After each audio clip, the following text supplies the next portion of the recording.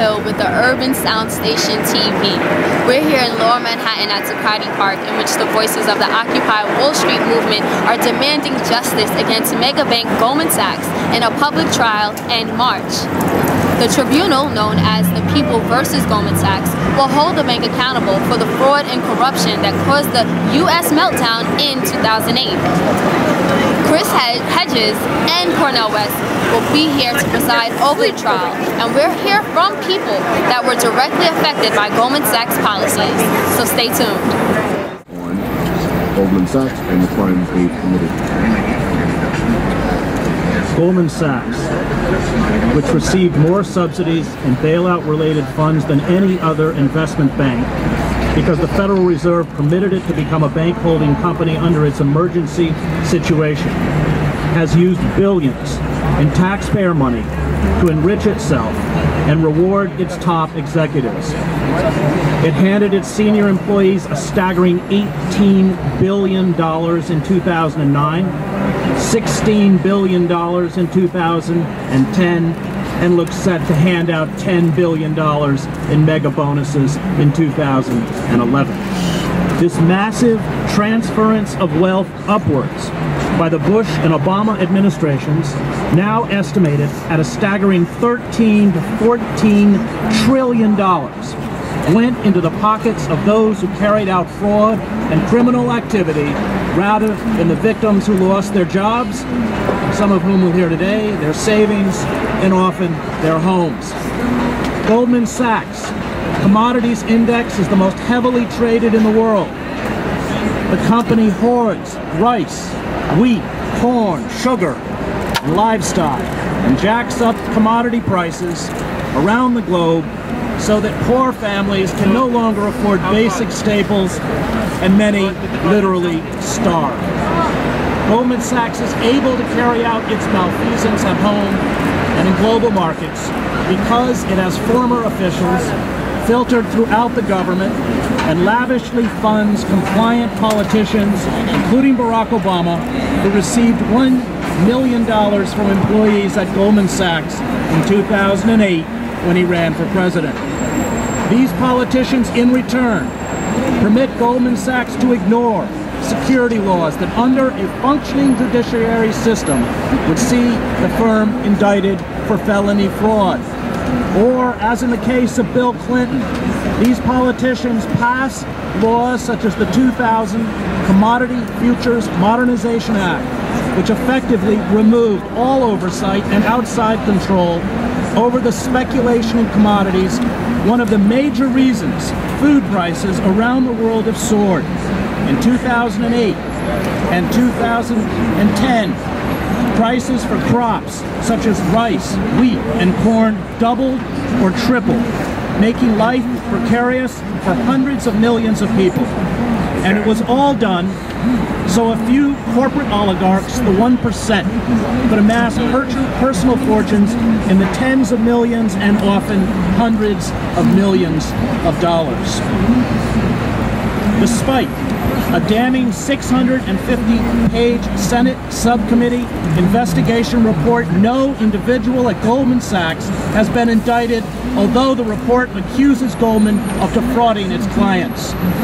When the government, in the fall of 2008, provided Goldman Sachs with billions of dollars in the form of cheap loans, FDIC debt guarantees, TARP, AIG make-wholes, and a late-night label shift from investment bank to bank holding company, giving the firm access to excessive Federal Reserve aid, access, by the way, it still has.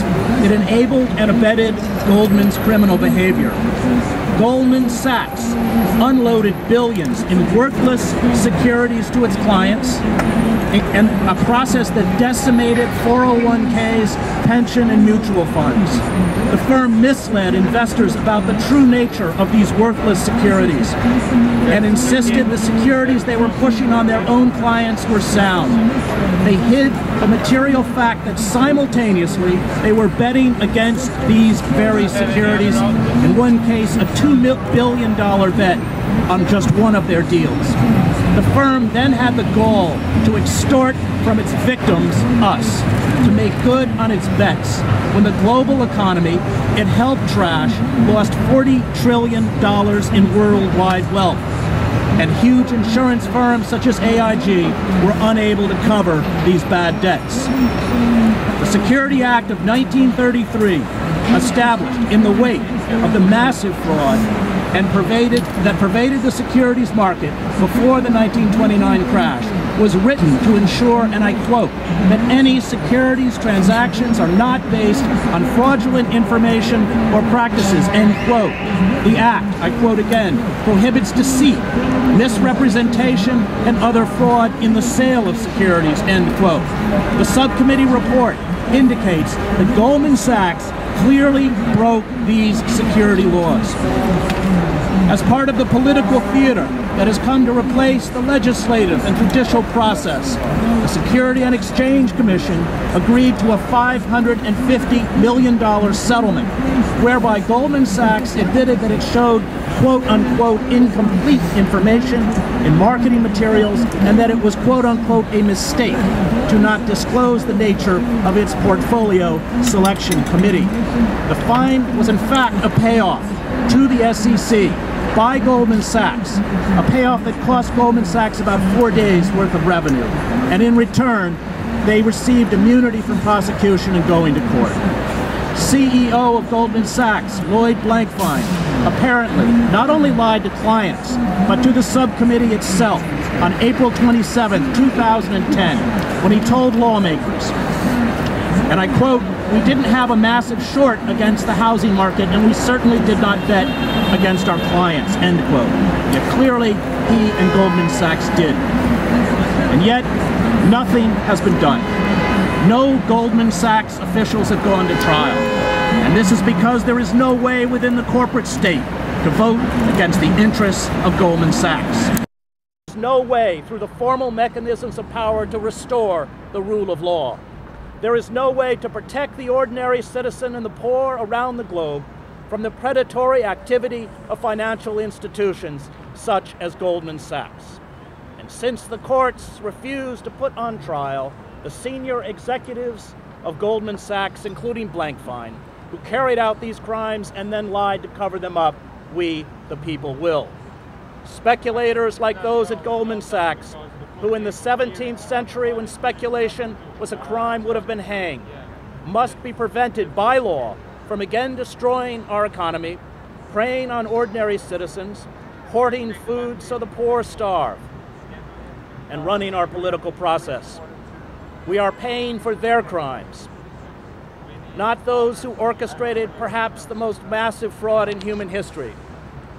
Our teachers, police, firefighters, and public employees are losing their jobs, so speculators like Blankfein can make an estimated $250,000 a day. Working men and women are losing their homes, going into personal bankruptcy because they cannot pay their medical bills, are unemployed, far closer to 20% than the official statistics of 9%, are in deep distress, so a criminal class, a few blocks from where I speak, can wallow in luxury with mansions and yachts and swollen bank accounts. What we are asking for this morning is very simple. It is a return to the rule of law. And since the formal mechanisms of power refuse to restore the rule of law, then we, the 99%, must see that justice is done. Hear, hear.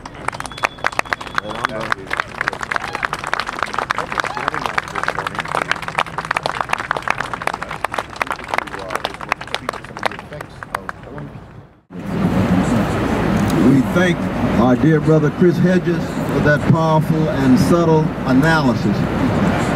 We gather here at this historic place, consecrated by the bodies, hearts, minds, and souls of so many fellow citizens who courageously and with great vision have decided to lift their voices, that we enact and embody a deep democratic awakening, which means that we allow our precious fellow citizens, precious ordinary people, to make sure their voices are heard in public, and you shall hear eloquent, courageous, visionary voices talking about the effects of corporate greed, not simply connected to Goldman Sachs, but the whole oligarchic and plutocratic system that has sucked so much of the democratic energies out of our body politic.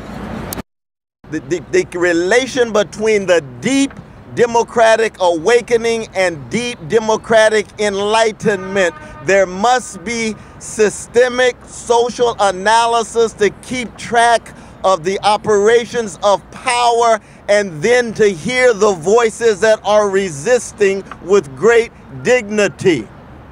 We are in the midst of an intense battle. For 30 years, there has been a top-down, one-sided class war against working people, and poor people are low-income, brothers and sisters. My dear sister Cliftonia doesn't like that word poor. She likes low income. Because we know so many so-called poor people are so rich in terms of their spiritual and cultural creativity. But we are concerned about no access to health care, no access to jobs, no access to quality housing, no access to quality education. And so deep democratic enlightenment requires a public teach-in, as it were, that takes the form of listening generously and critically to our fellow citizens as they reflect on the impact of corporate greed on their lives. And last but not least, there's a direct connection between the deep democratic awakening, the deep democratic enlightenment, and the deep democratic revolution. Because we are calling for rule of law, yes, but we're also calling for a transfer of power from greedy oligarchs and plutocrats to ordinary citizens and everyday people. That's what I'm talking about. Let us be very clear. And yes, we do it with a deep sense of what John Coltrane called a love supreme. Occupy Wall Street movement is not about hating anybody. We hate oligarchy. We hate plutocracy. We hate greed. We hate bigotry. We hate xenophobia. And we love those Sly Stone call everyday people. This is a love movement. And justice is what love looks like in public, so we're here to promote justice. And the condition of truth is to allow suffering to speak, so we're here to promote truth.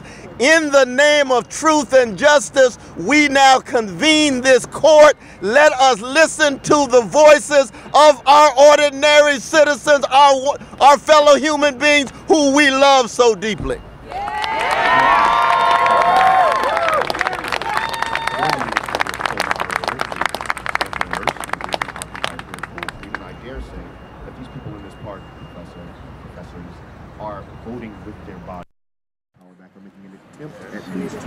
Stand up to that system and say no to it. And now Sandra Nurse from Occupy Wall Street is joining us as well. Dead mic. Dead mic on.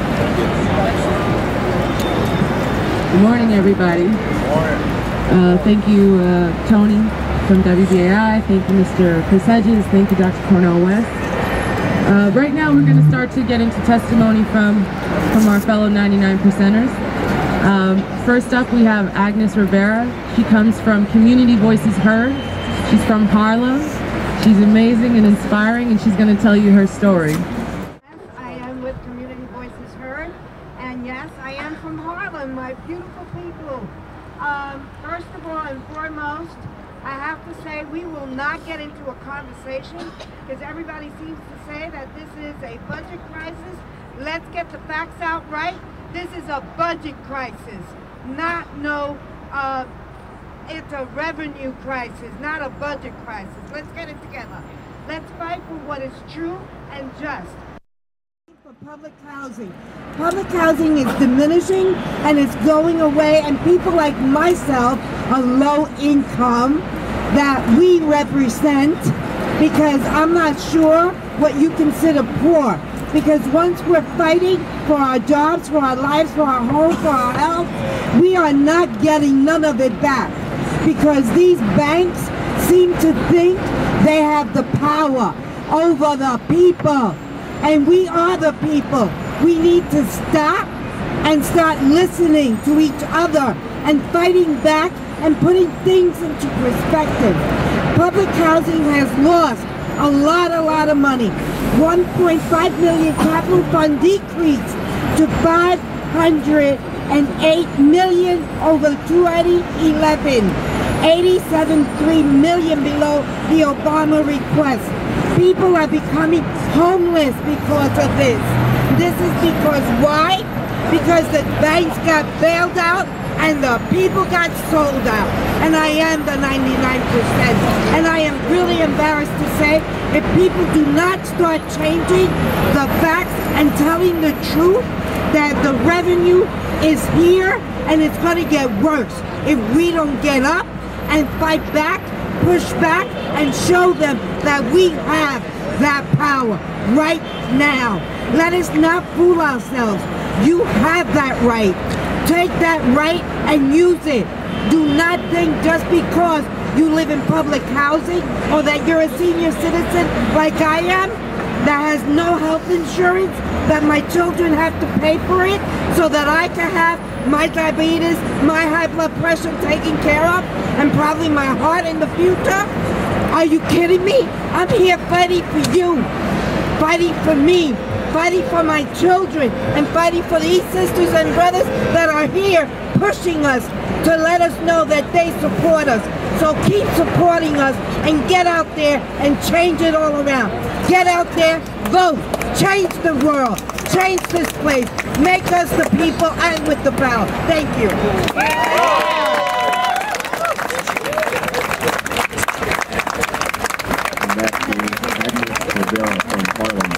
Community voices heard. And Dr. West and Professor Chris, we would like for the two of you just to talk a little bit about that specifically. Public housing, the services, the social net falling through for the 99%, while those at the top continue to become richer and richer. Speak to that, if you would. First, I just want to thank our dear Sister Rivera for such powerful and eloquent words. But I think part of what we're dealing with is living in a society in which commodification, marketization, and commercialization and privatization is leaving everything up for sale for the highest bidder. And so human values and public life are now subject to full-scale market calculation. If it doesn't make money, it has no value. And so public housing, public education, public life as a whole push to the margins. And if we don't fight back in the name of democratic accountability for those at the top to restore a vital public life and public education and public housing, then we're in deep trouble. But I know we got to fight back in Sister Rivera, no doubt about it, and all of us. That's what unfettered, unregulated capitalism is, as Dr. West says. It is about the commodification of everything. Human beings become commodities, the natural world becomes a commodity that these corporations exploit until exhaustion or collapse. And in that sense, Karl Marx was right. Unfettered, unregulated capitalism is a revolutionary force. And that is the force that we are attempting to fight back against. Of course, as Vera was telling us last night, the public housing is purposely left underfunded so that, in many cases, large numbers of units vacant because the tactic as it is throughout the society is to degrade, destroy basic services, and then give you an excuse to essentially rip them down. It's called harvesting in the world of business. And that's what these large speculative firms are doing to the country. They are harvesting the country. They know far better than you or I that this process of hollowing America out from the inside means its destruction, and they are trying to grab as many fistfuls of money as they can on the way out at our expense.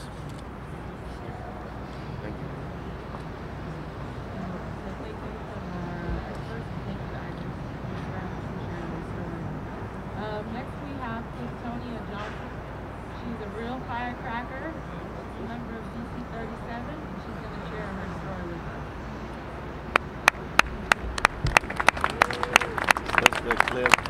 us. Good morning. My name is Cliftonia Johnson, and I am a mother of 2 children.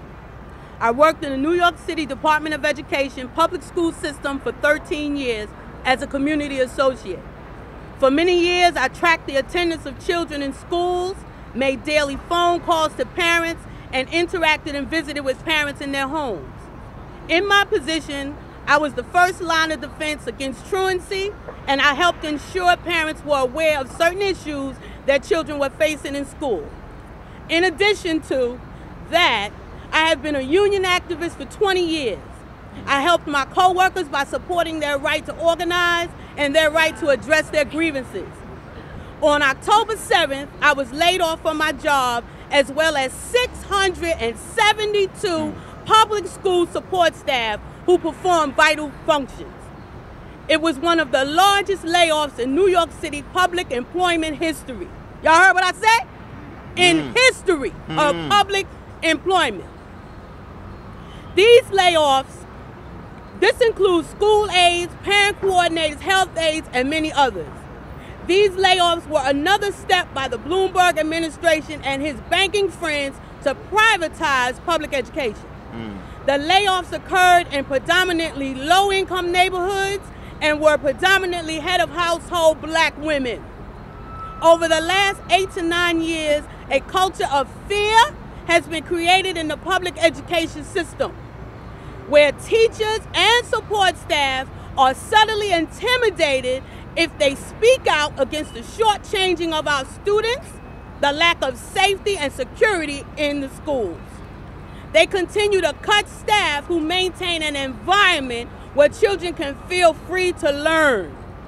With these layoffs, schools are less safe, parent-teacher interaction is lost, and the environment is changed where learning is not stressed.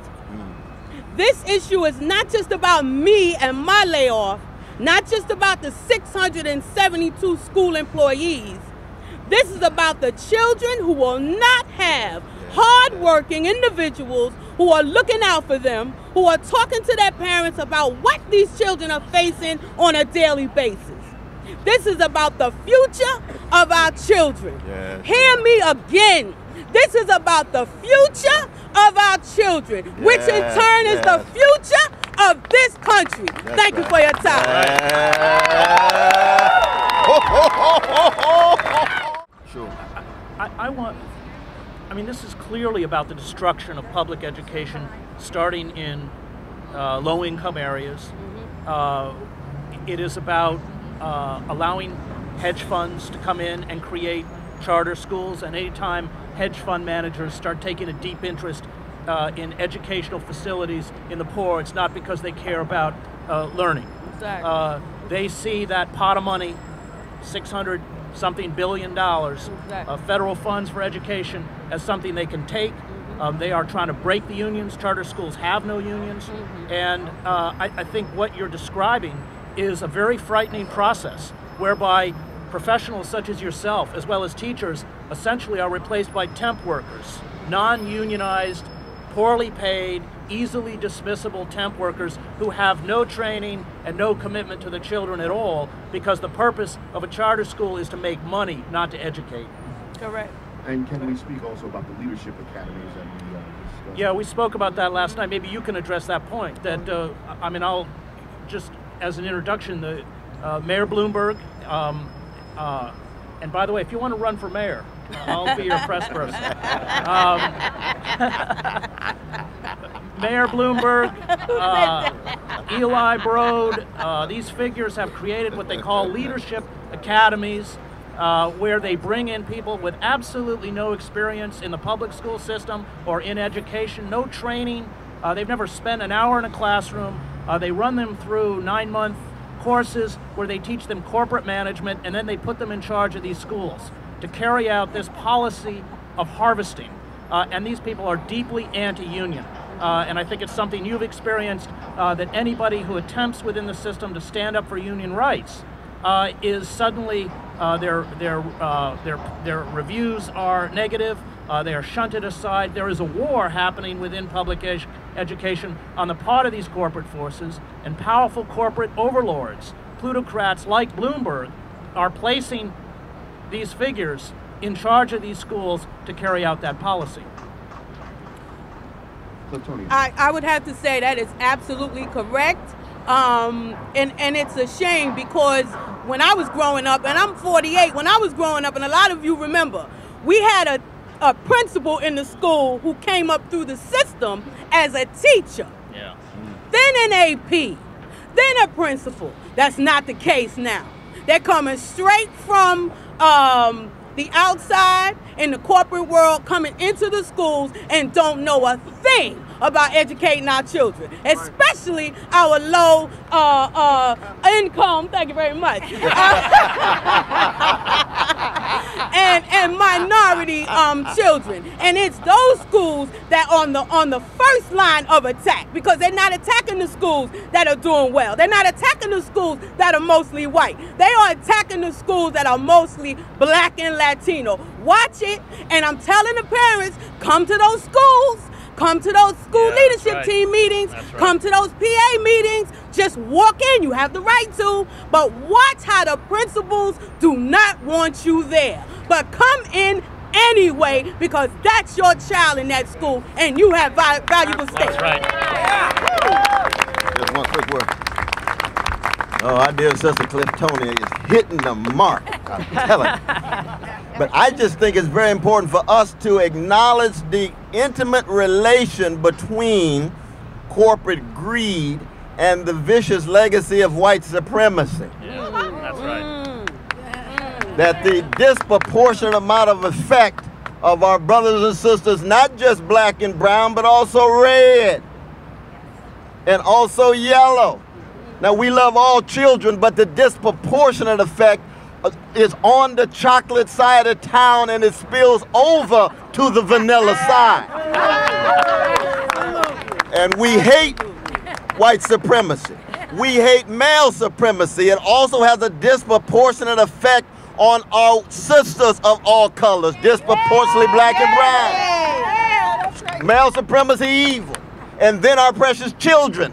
Oftentimes the women caring and nurturing for the children, where so many of the brothers tied to what Michelle Alexander calls the new Jim Crow, the prison industrial complex, and the collapse of our public educational system is intimately connected to the new Jim Crow and the expansion of the prison industrial complex, with the intense police surveillance and the arbitrary police power in the form of stop and frisk. So we have a holistic view when we talk about Occupy Wall Street movement. Why? Because we're committed to truth and justice.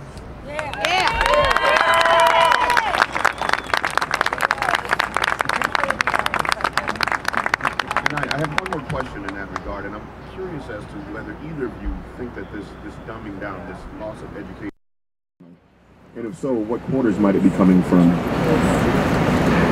Of course it's intentional. That's what standardized testing is about. It's about rote memorization. It's about class. It's about slotting people within their place within the corporate state. You graduate from an Ivy League school, you go and become a systems manager at places at Goldman Sachs. Now, the sort of poster child for the idiocy of this system is a man named Lawrence Summers, youngest tenured professor at Harvard in economics, who carried out under the Clinton administration most of the deregulations, including ripping down the firewalls between the banks that created our financial crisis. And a figure like Summers knows only one thing, and that is how to serve a dead system. That's all they're trained to do. They have this kind of narrow analytical intelligence and the emotional intelligence or emotional maturity of a 12-year-old. All they know is how to loot, steal money from taxpayers, the Treasury, and the Fed to pump these systems back up. In essence, they've never been taught how to think, and that's what the corporate state wants. It wants to teach you. It teaches you what they want you to know. It doesn't teach you how to think, which is something radically different. And that whole process of standardized testing, that whole sort of diminishing of quality public education for low-income people and people of color is part of this war, so that some people are funneled directly into Walmart and some people are funneled directly into Goldman Sachs, and those who essentially don't want to accept their place within this system, as many people in this park understand, are completely shunted aside. In short, the corporate state makes war on the qualities of truth and beauty. Anything that's transformative, whether that's journalism, whether that's art, whether that's education, all of these disciplines that have the capacity to make us whole human beings are being crushed. Thank you, Professor. Dr. West, maybe you can speak on the effects on, talk to us about that, please. Oh, but I think you said it, though, brother. You put it very clearly. I think we have to keep in mind, of course, when we talk about the military-industrial complex, which is in our armed forces, which are disproportionately working class and disproportionately people of color. But because even it requires a high school education, and so many of our precious young people are dropping out of high school, that they do not even become candidates for the armed forces. And they find themselves tied to an underground economy with drugs, guns, both highly available, especially in certain sections of the city. And it generates the kind of fear that makes it difficult for persons to step forward, organize and mobilize, and many of those persons themselves can be usually deployed by the powers that be. So it's a complicated situation. It's a very complicated situation, but I think you said it with great clarity, though. But from this perspective, it seems that this leads us to a place of hopelessness. However, some great Americans have stood up and camped out in the park. It's never hopeless. We can do something different. What can we do, though, in reality to affect a change in the social structure, whereby some of that money begins to leave Goldman Sachs and Washington Mutual, Bank of America, and make its way back down to the 99%? I know today we intend to deliver a verdict to Goldman Sachs. And if you don't know, by the way, folks, when we're done here, there will be a march to Goldman Sachs, which is about 6 blocks away from this park. We're going to deliver the verdict that we come up with here at this hearing today, and we're going to ask them to give us our money back. But is there anything practical that we could do to affect change currently? I covered all of the revolutions in Eastern Europe. I covered all of the street demonstrations that brought down Slobodan Milosevic. I covered the 2 Palestinian uprisings, the intifadas. And the fact is, when you hold fast to a moral imperative, when you hold fast to a truth, and when you have the courage to walk out into the street to defend that truth, you don't know the power that you've unleashed. You don't know where it's going. None of the clergy in Leipzig who began the candlelight vigils against the East German communist regime had any conception when they began that within months, over 500,000 people would be gathered in Alexanderplatz in East Berlin to bring that regime down. That was also true in Prague. I spent every night in the Magic Lantern Theater with Václav Havel and all of the leaders of the opposition. Nobody knows where movements go. They have a life and a power of their own. Even the people most intimately connected with those movements don't know.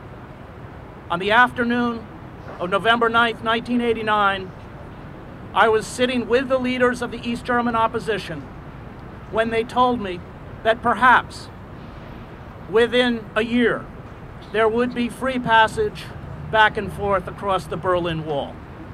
Within a matter of hours, the wall, at least as an impediment to human traffic, no longer existed.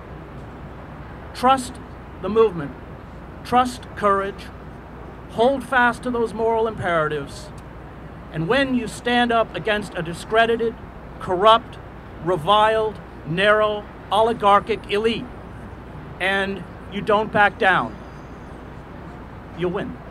We're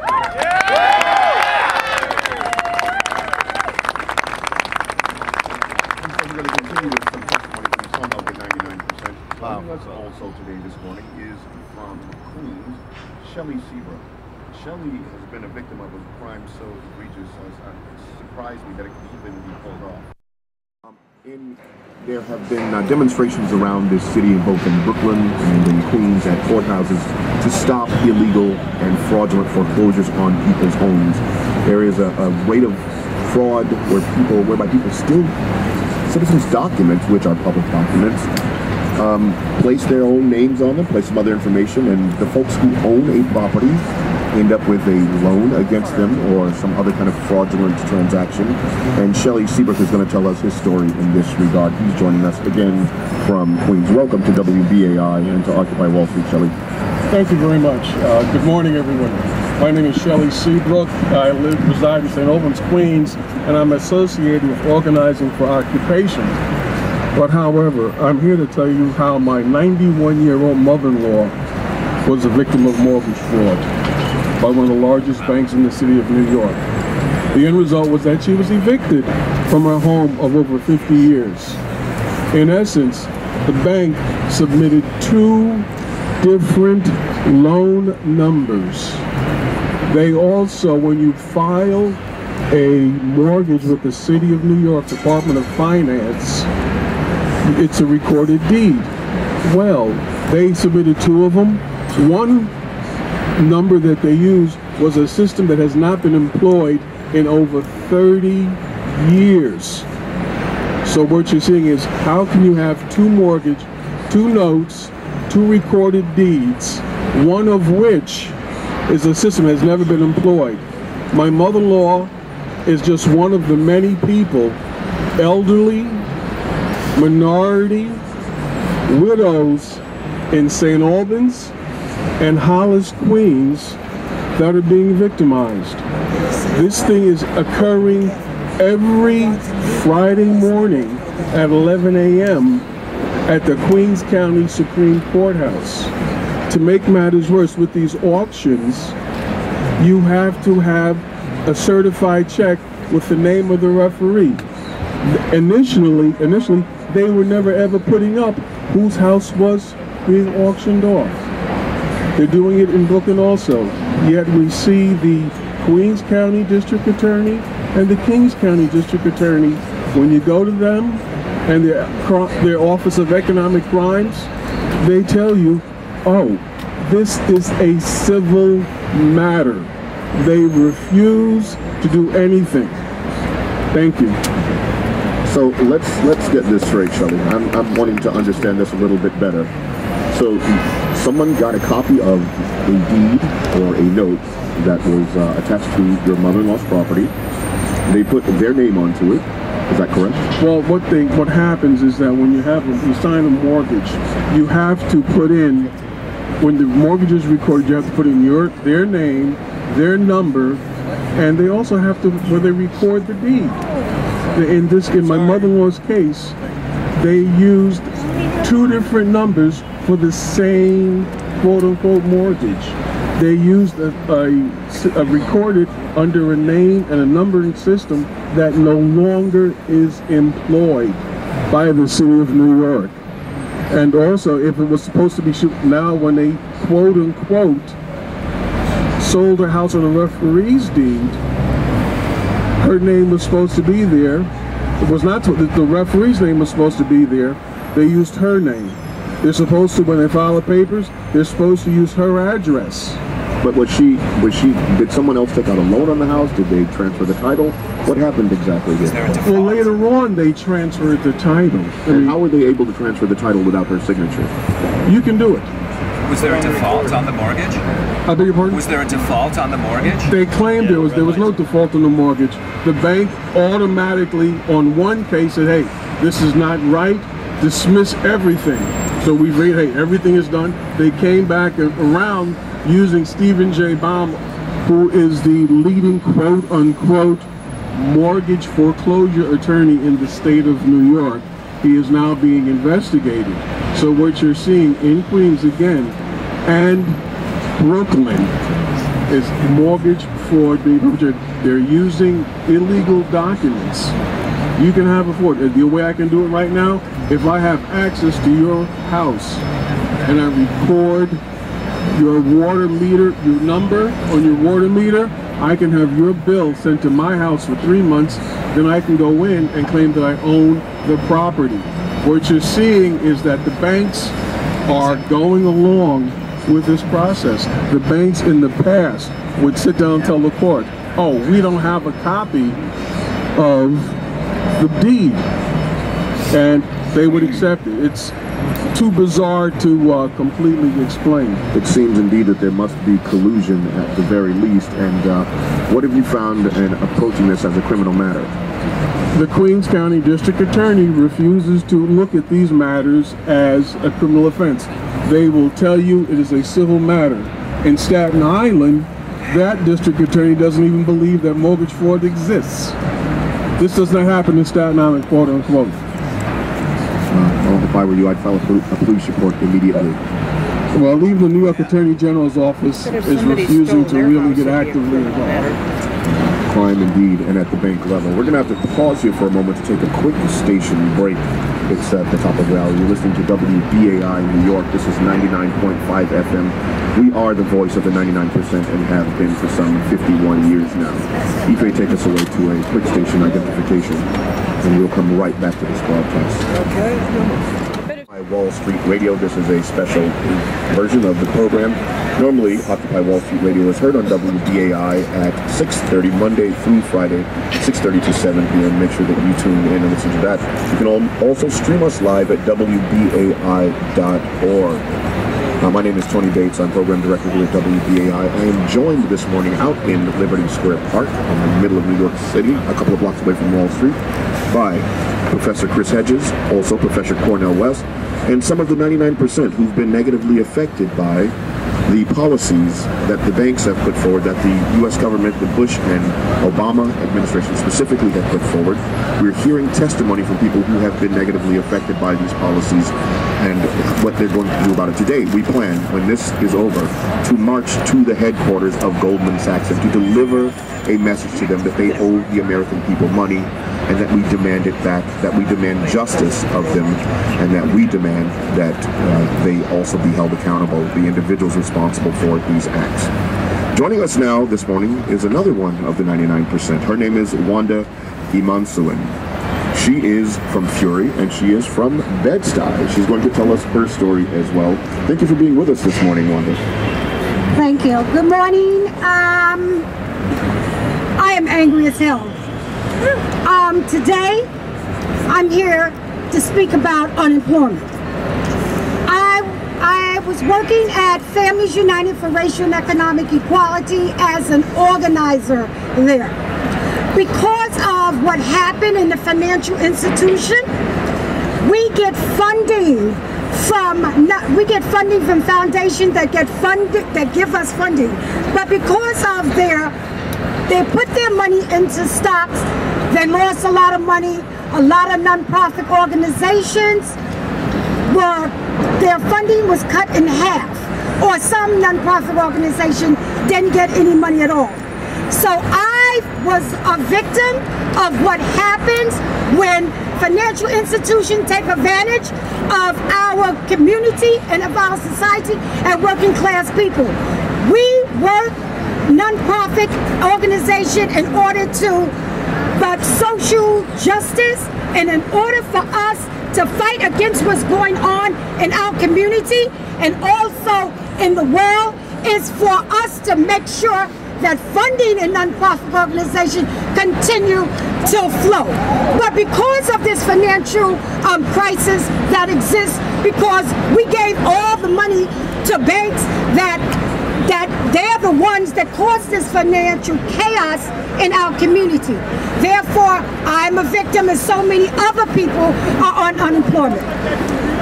Because of me being on unemployment, my salary has been cut in half. I've learned to be a juggler. I've learned that I have to juggle my bills. I have to say, well, do I pay Con Edison? Do I pay my gas bill?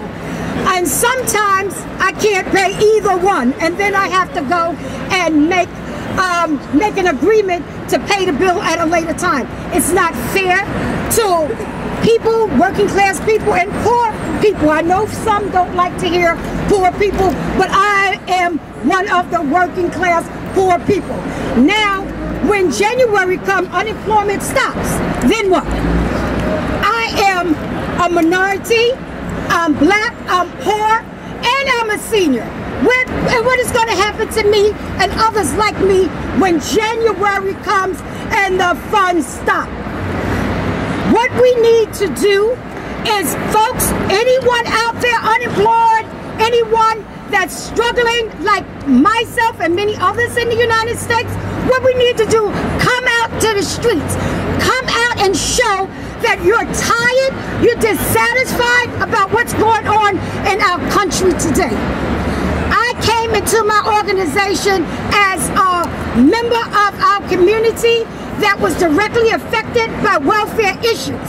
Now I'm affected again by what's going on in our economy. It's not my fault that the banks gave all this money to the banks, and now working class people are suffering. There's no jobs.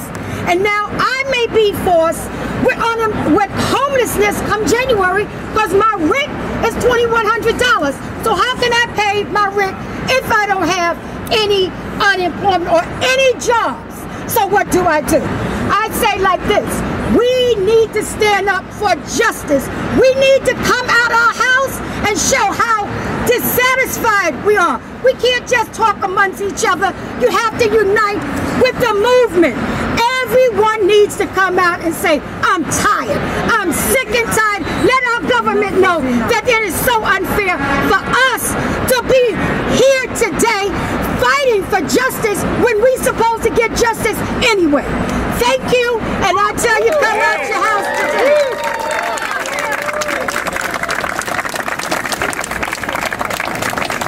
Yeah, I want to ask you a question. What message would you give to either the politicians or those executives at Goldman Sachs? The message is, how do you sleep at night knowing that it's so many of us? I can't sleep because I'm worried about the next day. How am I going to eat? January is coming here, and what am I going to do? You need to stand up for what's right. Stop thinking about your political career and think about the people that you serve. We are the people.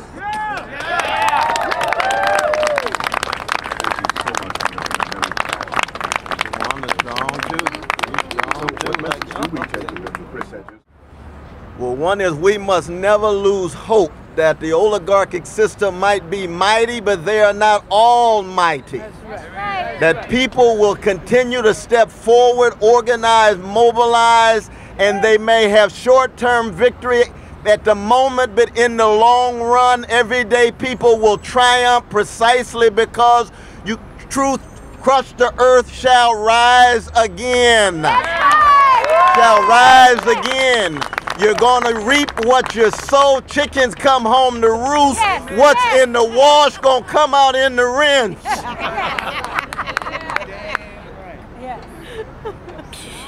This may be a very long struggle, but I think that the Occupy movement, which has now been replicated not only across the United States, but around the globe, has already begun to shatter the foundations of the power elite, which is why they're running so scared, and their propaganda organs are attempting in every way possible to discredit this movement and shut it down as fast as possible. When I covered the Velvet Revolution in Czechoslovakia. There were posters up and down the streets in Prague of a young student who in 1968, to protest the Soviet invasion of his country, went to Wenceslas Square and lit himself on fire and died 4 days later of his burns. When students carried his body to the graveyard, the police broke up the procession. There was no coverage in the official media, think corporate media. When his grave became a shrine, the authorities dug up his body and cremated it and gave the ashes to his mother and said that he could not be buried. And yet on every street corner in that city during that revolution, his picture shone out to remind those protesters of the cost of defiance. And 3 weeks after the communist regime fell, 10,000 people showed up in Red Army Square, which was renamed in his honor. One of the most courageous singers in Czechoslovakia who sang the anthem of defiance once communist rule was reimposed in '68, became a non-person. All of her recording stock was destroyed. She was no longer heard on the airwaves, and she survived by working in a factory, in a toy factory on an assembly line. And yet, I stood in Wenceslas Square with 500,000 Czechs and watched her walk out on that balcony and sing that anthem of defiance. And everyone around me, almost all of whom had been born long after she had been silenced, knew every word to her song. Wow. Acts of defiance that center around moral imperatives and truth and love, as Dr. West correctly points out, have a power that is unseen by the forces of darkness, the forces of exploitation. And when societies break down, you can feel that power. It's real, it's palpable. And finally, the forces of death are no match for the forces of life. How long will this be? I cannot tell you. It may be long. It may be hard. Certainly we will stumble. There will be reverses. But the fact is, we have ripped already the veil off the face and exposed the death mask in front of us. Strong, brother. Strong, man. Good God Almighty. Woo! Lord. Thank you. Boy, that's powerful. I would like to, I'm curious as well, that the energy that you speak about, many that have been in this park have experienced it. There is Victoria Sobel, who's an occupier here and one of the hosts of our Occupy Wall Street radio program. So it's an activated space. The people come here, and at least from my observation, they get drunk on the energy and return again and again. The energy that you spoke of, that you've seen in these other revolutions, is that akin to what is happening here in Trafalgar Square or Liberty Square Park? Can you, does it feel like that same kind of energy? This is at its core, and I'll let Cornel speak to this because I know he agrees with me. This is a spiritual movement. That's what this is. We've reclaimed life. We are fighting for life. And we are doing it through the power of human kindness, through empathy, through compassion. And the more hopeless and absurd that empathy or compassion is, the more powerful it becomes. And that's why they're so frightened. Absolutely. Bank of America just recently back off of this debit card charge and credit card charge for the WP, as well as Washington Mutual. I believe this movement has power. But I'd like for you to speak to the same thing, Dr. West, about the energy present here in Liberty Square. Well, I think first we have to acknowledge that in a certain sense, the Occupy Wall Street movement has already been victorious to the degree to which we have shifted public discourse toward truth and justice. Corporate media is now talking about corporate greed. Corporate media is now talking about escalating poverty, escalating wealth inequality, arbitrary police power, focusing on the poor children, talking about the prison industrial complex. 6 months ago, very few people would have ever envisioned that kind of public discussion. So that's changing the spirit, the geist, the ethos, the atmosphere of a society that has been so locked into vicious lies that hide and conceal social misery. And so in that sense, the impact is already felt, but it's still first steps on the way to fundamental transformation. And you can see the panic and the hysteria among the elite. That's why they demonize us. That's why they talk about us. That's why they try to accent the worst of who we are when we know we're human beings, which means we have the best and the worst, but we accent the best of who we are. And that's why for me, to put a smile on the face of Martin Luther King Jr. from the grave, to put a smile on the face of Rabbi Abraham Joshua Heschel from the grave, to put a smile on Cesar Chavez from the grave, to put a smile on John Coltrane and Curtis Mayfield from the grave, to put a smile on all of those who came before and said, don't forget about truth and justice in the midst of all the lies, the mendacity, the mediocrity, the mean-spiritedness. Don't forget about this legacy of love and kindness and gentleness and just struggle and courage and also style. I hope you notice the style of each one of our voices, because style is very important. And from the black part of town, style is fundamental. That's why Edward Ellington was a duke. That's why Basie was a count. That's democratic nobility. That's spiritual nobility. And it has to do with the depth of their love and their soulfulness. That's why George Clinton is part of democratic nobility with his funk. And Sly Stone with his funk. And James Taylor and Carole King. And we can go on and on. Stephen Sondheim, all the folk that say everyday people ought to be at the center of who we are. And that's what we stand for, and that's why we're going to go down fighting.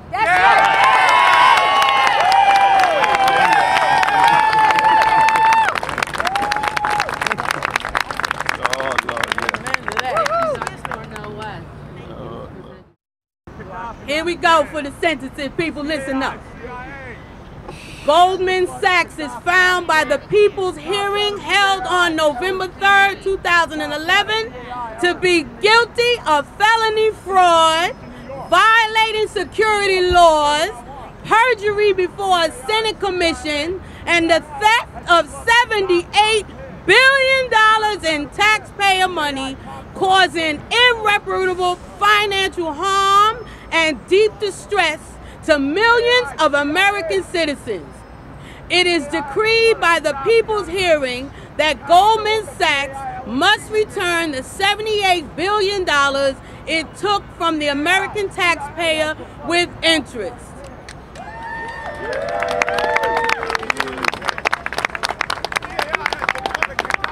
Its senior officials, including its CEO, Lloyd Blankfein, must receive prison terms for fraud and perjury.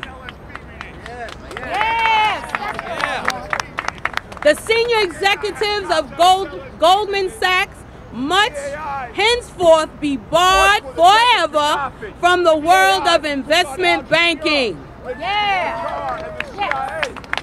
Goldman Sachs must also be prohibited by law from commodity speculation, from fraudulent manipulation of financial markets, from lying to investors and financial regulators, and must be barred from using company funds to manipulate the political process, fund lobbyists, and write legislation. Yes, yes. We the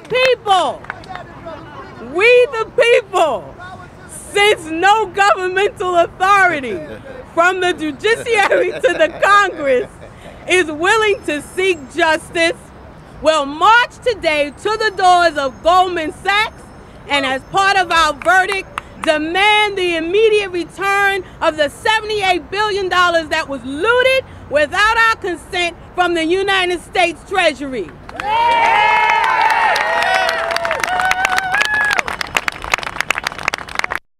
Finally, once this money is turned over to us, we will return it to the American people.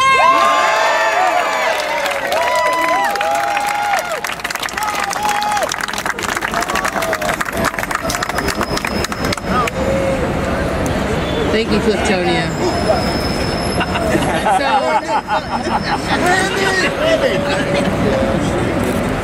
There is going to be a march. We're going to try to leave in about 10 minutes. We're going to go over some of guidelines, how we march normally. Yeah. Off air. Yeah, off air. We're going to march to Goldman. We're going to march to Goldman Sachs. Sorry, can't be recalled. And we're going to deliver the verdict. So after about 10 minutes, we're going to leave from this red structure. From that red structure. Didn't we talk about last night in our meeting that we might ought to bring giant trash bags for them to put the $78 billion in? We did. So if you have trash bags, you have a trash bag, bring it. Yeah, you have a trash bag. We want the money returned. We want it returned most immediately. So what will happen now, folks, is that people here who are occupying Wall Street will engage in a direct action. I love very much the language that they have used with me, saying that their bodies are their votes. They no longer believe in this system. And that's something that we really didn't cover. I actually wanted to hear from the two of you on this. Is reform possible, or is revolution necessary at this point? Is there a way to reform this system, or is this absolutely critical that this revolution take place? There are different voices, even in this camp, on that question, and I put it to the two of you. Chris Hedges. You can't reform tyranny. Tyranny has to be eradicated. Thank you. The corporate state has to be dismantled in order for us to restore health to the nation and to the globe.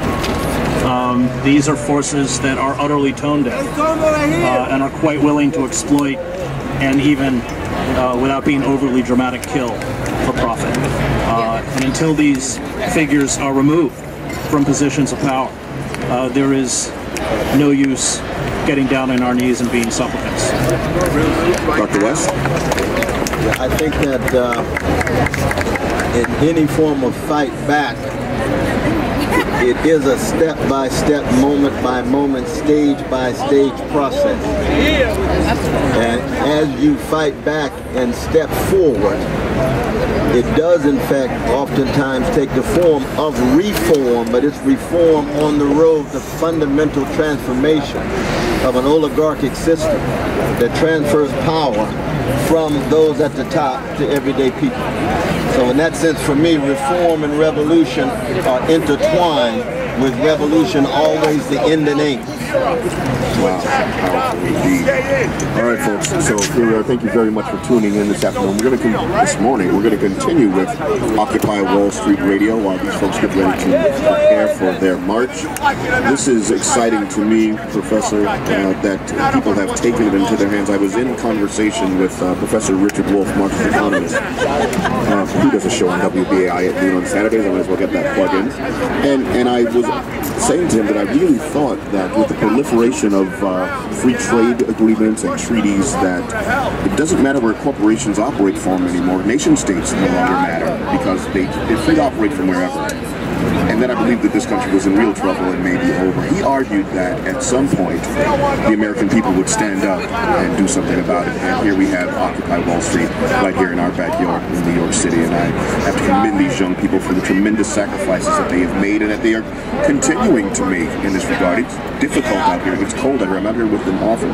They are tired and haggard and determined to continue this occupation, determined to bring change and/or revolution to this system. And as an American, as a citizen of this country, I'm proud. The language, again, our body is our vote. They're in this party voting with their bodies because the systems that they have used to vote in the past have not worked. These are the people, in large part, who put Barack Obama in office on that promise of hope and change.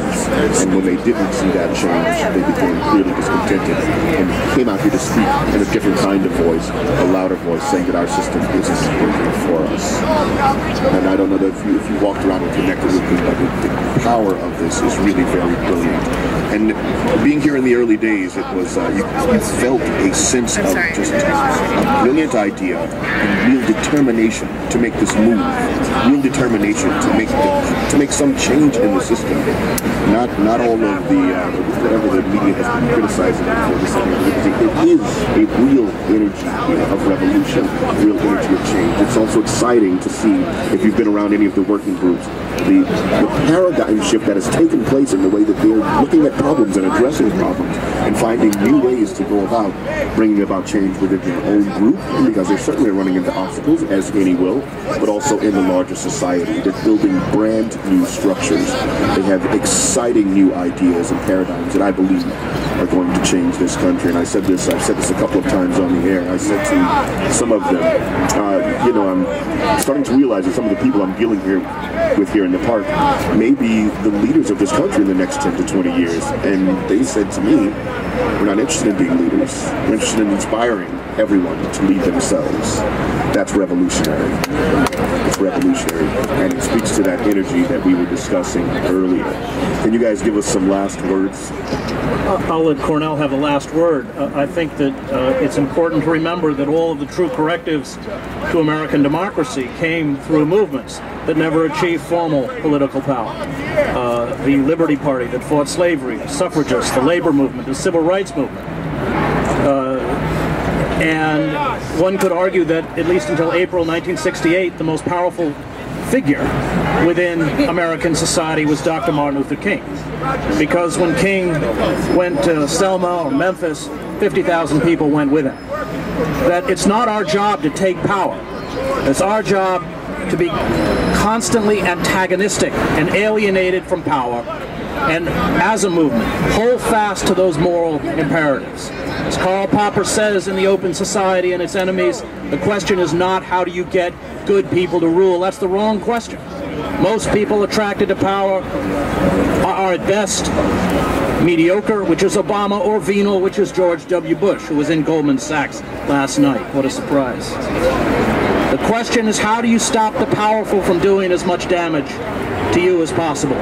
How do you stop the powerful from exploiting the powerless? And that comes through movements, holding fast to those movements, that long tradition, back to the old CIO, the Wobblies, even the Communist Party. And that's what we've got to create, that's what we've got to build, and if we cling to that, then I think we have a chance.